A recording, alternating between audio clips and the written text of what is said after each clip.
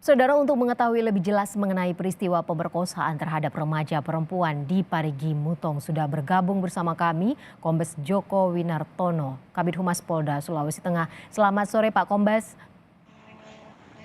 Selamat sore Mbak Ipon. Pak, benar tidak sih Pak salah satu anggota polisi diduga terlibat dalam kasus pemerkosaan ini? Jadi kalau dari kronologis cerita bisa sampaikan dari bulan Mei 2022 sampai dengan Januari 2023 korban mengalami pelecehan dari para tersangka. Kemudian terungkapnya peristiwa berawal dari korban merasa sakit perut dan dibawa ke rumah sakit oleh orang tuanya.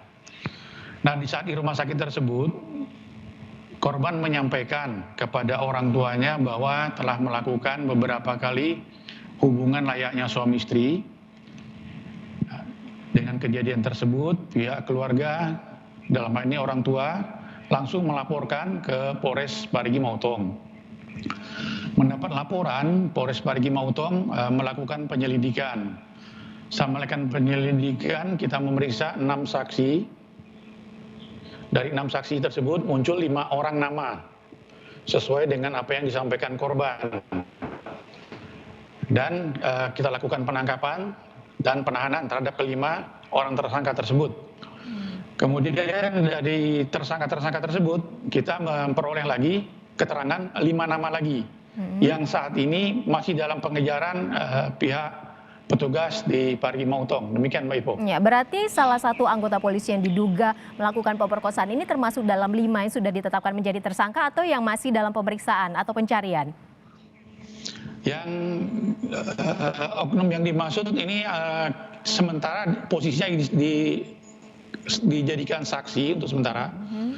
Untuk kita mendapatkan informasi atau keterangan lebih lanjut karena informasi yang kita dapat baru dari saksi korban mengatakan bahwa oknum petugas ini yang salah satu yang melakukan hubungan suami istri dengan korban. Berarti statusnya masih saksi ya Pak, belum menjadi tersangka ya? Belum Mbak, belum menjadi tersangka, masih saksi. Jadi kita memerlukan alat bukti lain atau pendalaman terhadap tersangka yang kita kejar ini nanti. Semoga dari para tersangka ini kita akan mendapatkan keterangan-keterangan yang kita perlukan. Demikian Mbak Ipo. Iya, Pak Kombes, jika anggota polisi ini ternyata terbukti terlibat dan bersalah, apa langkah yang dilakukan dari pihak kepolisian? Sesuai apa yang diamanatkan undang-undang, kita tidak ada namanya tebang pilih siapapun pelakunya, siapapun tersangkanya. Hukum tegak lurus. Tidak ada namanya kita pilih kasih, tetap kita laksanakan, kita perlakukan seperti tersangka-tersangka yang lain. Seperti yang disampaikan oleh Bapak Kapolda dalam hal ini, kita dalam hal ini harus profesional, proporsional, terpercaya dan akuntabel, Mbak. Iya, Pak tadi sempat menyebutkan masih membutuhkan satu alat bukti untuk kembali mencari pelaku lainnya karena baru 5 yang dijadikan tersangka. Alat bukti apa yang dibutuhkan polisi saat ini untuk mengejar pelaku lainnya? Kalau untuk pelaku lainnya yang 5 ini sudah memenuhi Mbak, jadi kita sudah tinggal melakukan penangkapan terhadap ke-5 orang ini Mbak. Tapi identitasnya sudah diketahui polisi, Pak Kombes? Untuk identitas masing-masing tersangka udah kita kantongi Mbak, jadi tinggal kita melakukan penjemputan, penangkapan terhadap ke-5 orang ini. Pak, ke-10 pelaku ini siapa saja Pak? Mulai dari yang sudah ditetapkan tersangka sampai yang belum ditahan. Katanya semua ini adalah relawan, ada yang berprofesi sebagai kepala desa, ada juga anggota polisi, ada guru. Siapa saja sebenarnya Pak para pemerkosa yang diduga memperkosa remaja perempuan ini? Jadi para tersangka terdiri memang berbagai macam profesi. Salah satu adalah kepala desa, kemudian guru, kemudian yang lain berprofesi sebagai wira swasta.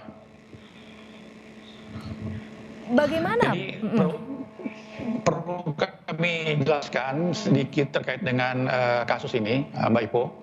Terkait dengan kasus ini adalah kasus persetubuhan terhadap anak, di mana para pelaku ini melakukan ada yang lebih dari 1 kali, 2 kali, 4 kali sampai dengan 6 kali untuk masing-masing tersangka yang kita tahan di Polres Parigi. Jadi dari hasil keterangan mereka menyatakan bahwa berhubungan badannya lebih dari sekali, ada yang 2, 4, dan 6. Kemudian terkait waktu dan tempatnya ini berbeda, masing-masing berbeda untuk setiap pelakunya. Bahkan dari salah satu pelaku juga pernah dilakukan di dalam mobil. Nah, mobil ini sudah kita sita sebagai barang bukti. Demikian, Mbak Ivo. Ya, dengan mengingat bahwa para pelaku pemerkosaan ini berbeda-beda profesi, bagaimana modus mereka melakukan aksi bejat ini? Korban bekerja di salah satu sekretariat rumah adat, yang mana rumah adat ini kondisinya kosong. Kondisi kosong ini dimanfaatkan oleh masyarakat untuk berjualan makanan. Kebetulan korban membantu atau sebagai pelayan di rumah tersebut, rumah makan tersebut.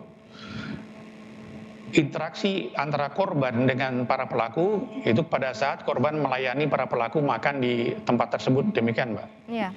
Baik, terima kasih informasinya. Terima kasih sudah bergabung bersama kami, Komisaris Besar Joko Winartono, Kabid Humas Polda Sulawesi Tengah. Pak Joko, terima kasih. Selamat bertugas kembali. Selamat sore.